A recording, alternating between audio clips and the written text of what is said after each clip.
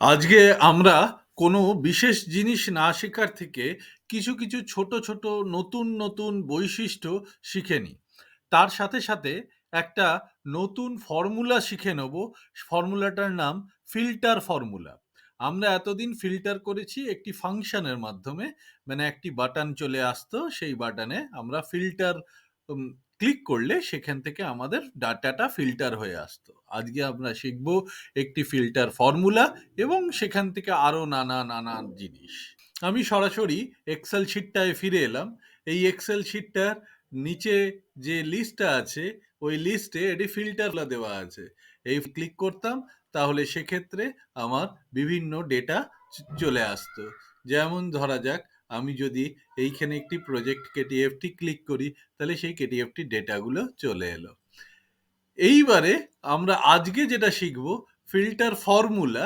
সেই ফিল্টার ফর্মুলার মাধ্যমে এই ওপরের শীটটি নিজে থেকে তৈরি হয়ে যায়। কি করে তৈরি হয়? ওপরে একটি প্রজেক্টের ওই ড্রপ ডাউন আছে, সেই ড্রপ ডাউনে ক্লিক করলে আমার বিভিন্ন যে কোনো প্রজেক্টের নাম চেক করলে সেই প্রজেক্টের ডিটেলটা চলে আসে। প্রথমে আমরা এখানে এই যে সার্চ লেখাটি আছে, সার্চ বাটনটি, এই সার্চ বাটনটি কি করে তৈরি করব দেখে নিই। আমরা এখানে ইনসার্ট সেলে গেলাম। ইনসার্ট সেলে ইনসার্ট ইলুমিনেশনসে গেলাম, সেখানে ইনসার্ট পিকচার্সে গেলাম, সেখানে স্টক ইমেজেসে গেলাম। স্টক ইমেজেসে আইকনস আছে, আইকনসে আমি সার্চ লিখলাম। সার্চে আমার বিভিন্ন আইকন চলে এলো, আমি সব থেকে সহজ আইকনটা নিলাম এবং এখানে ক্লিক করে দিলাম। এটাকে ছোট করে দিলাম ওই ইয়ের ভেতরে। এবারে ওই বক্সটাকে আমি এখানে ফিল কালার করে যে রংটা ওদিকে করা আছে সেই নীল রংটা করে দিলাম। এইবারে এই সার্চের যে কালারটা সাদা করা আছে, সেই সাদার জন্য আমি আবার এই সার্চের উপরে ক্লিক করলাম, হোম ট্যাবে গেলাম, ফিল আইকনে গিয়ে এটাকে আমি সাদা করে দিলাম। এবারে আমার এখানে একটি ড্রপ ডাউন তৈরি করা আছে বিভিন্ন প্রজেক্টের নাম অনুযায়ী। সেই প্রজেক্টের নামগুলোকে আমি ক্লিক করলাম। ক্লিক করে একদম আমি কন্ট্রোল শিফট দিয়ে ডাউন অ্যারো দিলাম। আমার টোটালটা সিলেক্ট হয়ে গেল। এবারে আমি শিট 2 তে চলে গিয়ে ওর টোটালটাকে আমি কপি পেস্ট করলাম। কপি পেস্ট করে আমি ডেটাতে গেলাম। ডেটাতে ডেটা টুলস এর মধ্যে একটা এরকম আইকন আছে, যেটাকে ক্লিক করলে দেখা যাবে রিমুভ ডুপ্লিকেট বলে। ওই আইকনটাতে ক্লিক করলাম। এখানে বলছে কলম এফ থেকে তুমি রিমুভ ডুপ্লিকেট করতে চাও? আমি বললাম হ্যাঁ। তো আমার 6টা ইউনিক ভ্যালু চলে এলো। এইবারে আমি এটা আগে অলরেডি আমরা ভিডিওতে আলোচনা করেছিলাম ডেটা ভ্যালিডেশন। এবারে ডেটা ভ্যালিডেশনটা আবার তৈরি করে নিই। এখানে ওই ডেটা ট্যাবেই আমার ডেটা টুলস এর মধ্যে আরেকটি আইকন আছে ডেটা ভ্যালিডেশন, তাতে ক্লিক করলাম। লিস্টে গেলাম, লিস্টে গিয়ে সোর্সে গেলাম, সোর্সে গিয়ে আমি ওই যে ডেটাটা দেওয়া আছে সেই ডেটাটি আমি তুলে নিলাম। তো আমার এখানে একটি ড্রপ ডাউন তৈরি হয়ে গেল। এইবারে আমি এই যে নিচের যে লিস্টটা আছে, এই লিস্টের হেডারটাকে কপি করে নিলাম। কপি করে এই সার্চের নিচে আমি এখানে বসিয়ে দিলাম।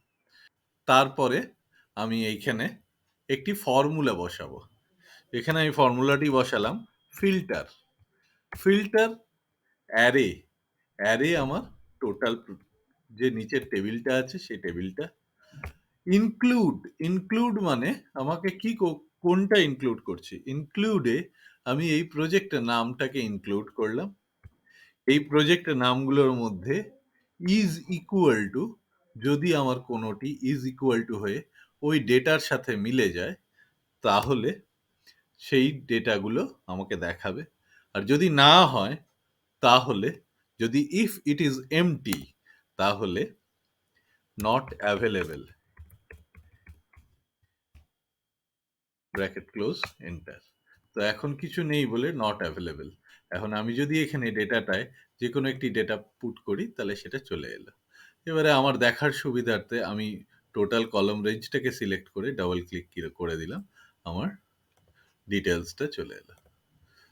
এবারে আরো একটুখানি এটাকে বড় করে দেখার জন্য আমি এটাকে সেন্টার করলাম এবং আমি এটা ফ্রন্ট সাইজ বাড়িয়ে 23 করে দিলাম এবং